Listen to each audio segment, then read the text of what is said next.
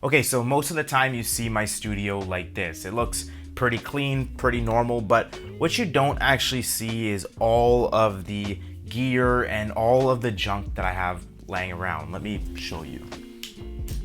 So just on this side of the desk, I just pushed all of this stuff to the side because I need space to make a video. And that's how it's been since I moved into this place, and that's how it's been ever since I started creating videos. So if I take the camera over here, you'll see I have all of this stuff right here. All of this stuff on the ground, cables, and then on my desk there's a bunch of accessories like SD cards, all of that stuff.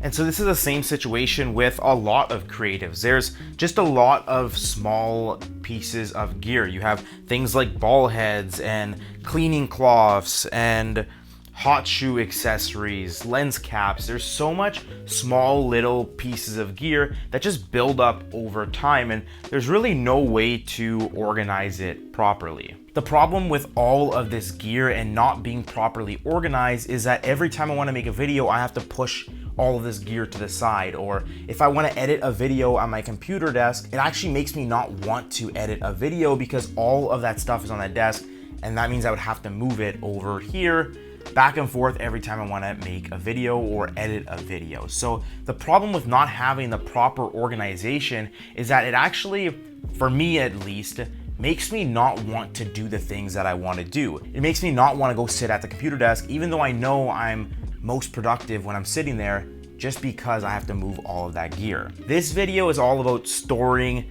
physical stuff like gear. So if you are a photographer, content creator, or videographer, and you have gear laying around everywhere and you don't know how to store it properly and keep organized, let me show you what I just picked up to fix this storage issue. So actually, before I show you that, let me show you what my storage solution was before I bought this. So I had bought this IKEA cabinet, or this Alex drawer, I'm pretty sure it's called, from IKEA, and I had thought at the time that it was going to be a good storage solution.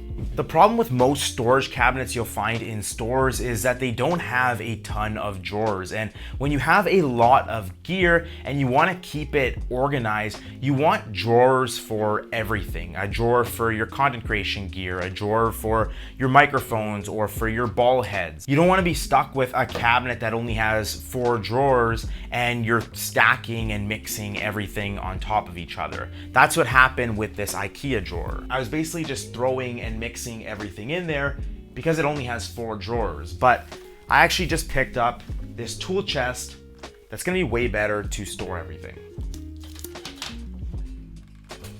So this is the tool chest that I bought to store all of my gear. You can buy one from any hardware store. The nice thing about this is that there's a lot of drawers, and they're actually shallower drawers. Like this one's only about 2 inches deep, which is nice because it means you're not stacking things on top of each other. You can actually lay out everything perfectly. So I like this one because it's flat black and it matches the room perfectly. Most tool chests are like bright yellow, bright red, but I was lucky to find one that was pure black like this. It has one big drawer at the very, very top, which I use to store all of my content creation gear. So I have things like my field monitor, modifiers for these Zhiyun lights that I have, things like this. I have lights in here.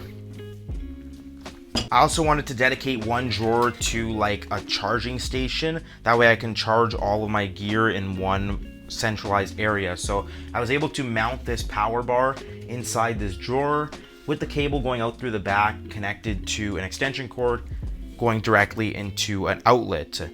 Everything else in here is all things that I need to charge. I have power banks here, I have power batteries, I have my camera batteries, and everything just plugs right in. I can charge everything in this drawer. Rest of the drawers, there's 1, 2, 3, 4, 5, 6, 7, 8, 9 drawers total.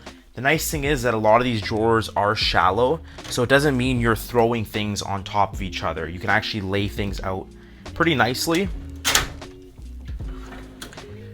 We have other stuff in here. my dagger I bought in Spain.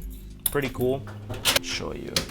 So we got kind of like a miscellaneous drawer there with power cords, grids, light modifiers. In here, another miscellaneous drawer for little things like ball heads.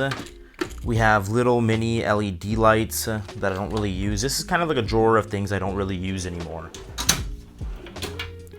More cables, like smaller power cables. We have HDMI cords, USB-C cables. Little remote drawer here. I just threw these in here just because I don't know what to use this drawer for yet. But that's what we have in there for now. And in here we kind of have the computer stuff. We have like more SD cards, drives, hubs, things like that. And that's basically it. With all of that stuff packed in there, we have all my desk free. Let me drop the exposure here. We have my desk free. The camera bag can go stacked up in there right along the side.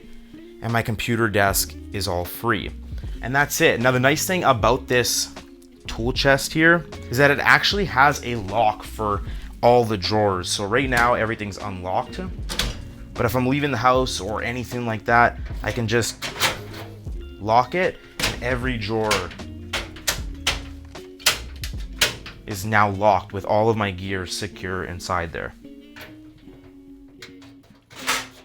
So if you're looking for a good storage solution for all of your gear, I would highly recommend investing in a tool chest. It's gonna really help with organizing everything, and at the end of the day, get you more motivated to continue creating. The tool chest is the only storage sort of cabinet that I was able to find that has a lot of drawers, shallow drawers so you don't stack things, that was able to carry or hold all of my gear. I will leave a link to this one down below. I didn't buy it on Amazon or anything. I bought it from Canadian Tire, which is Canadian.